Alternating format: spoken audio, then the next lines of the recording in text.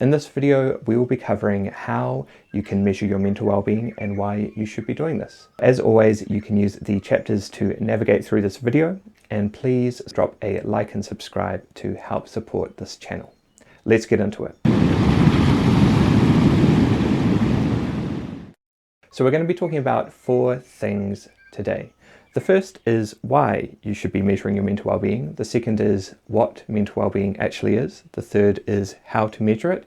And the fourth is what you can be doing when you know how to measure it to find more happiness and well-being in your life. So why should you measure your mental well-being? The best reason I can think of is simply that it can make you healthier and happier every single day of your life. Think about it this way. Everything that you do through your life is contributing either positively or negatively to your mental well-being. And when you can tell what is good or bad for your mental well-being, then that gives you a lot of power to then fill your life with things which make you feel really good and to minimize those things which are causing you to be anxious and unhappy as much as you can. When we talk about mental well-being, it's really important to know what those words mean. So here is the really simple but useful definition that we use every day. Mental well-being is an empowering state of mind and emotions where you can realize your own abilities and self-worth. You can cope with the challenges of everyday life, contribute meaningfully where you choose to, and feel reasonably calm and happy as fits your experience. So now we can talk about how to measure your mental well-being, and this is the easy part. Just use WellStream. WellStream is an app that helps you measure your mental well-being, and it shows you which things are making you happy and well and which aren't. It is super fast and convenient, but best of all, it is totally private and confidential just for you. Please use the promo code in the description to get your first month for free. Now you know how to measure your mental well-being, but how do you use that to bring more happiness and energy, confidence and creativity into every day of your life? It's actually really simple. There's just 3 steps. The first one is self-awareness. Keep on measuring your mental well-being so that you build up self-awareness for how you're doing each day. The second thing is to notice what causes your mental well-being to go down. In other words, notice what things make you feel miserable or anxious or exhausted, and try to do less of them. And the third thing is to notice what causes your mental well-being to go up, what causes you to feel really happy and secure and full of energy, and then try to do more of that. So in summary, self-awareness, notice the bad stuff and do less, notice the good stuff and do more of that. Let's use this whiteboard to just make it really clear and to use some examples from my own life about how I do this. So let's say that this is my mental well-being river. And what I've noticed is that once per week, I have this big dip. Something happens once per week that makes me feel really anxious and unhappy, and it takes me a couple of days to bounce back.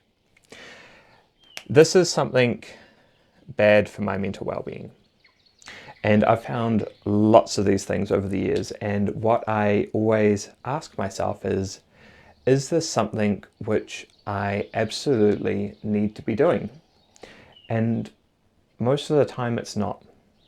And so I'll try to do less of it, or maybe to not do it at all. So I'm going to do less.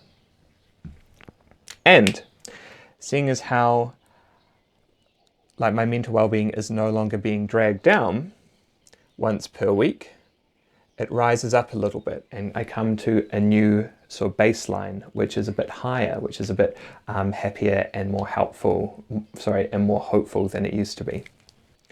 And then I start to try out something, and I notice that there's a new pattern at play. And this is a really good pattern, because whatever it is that I'm doing,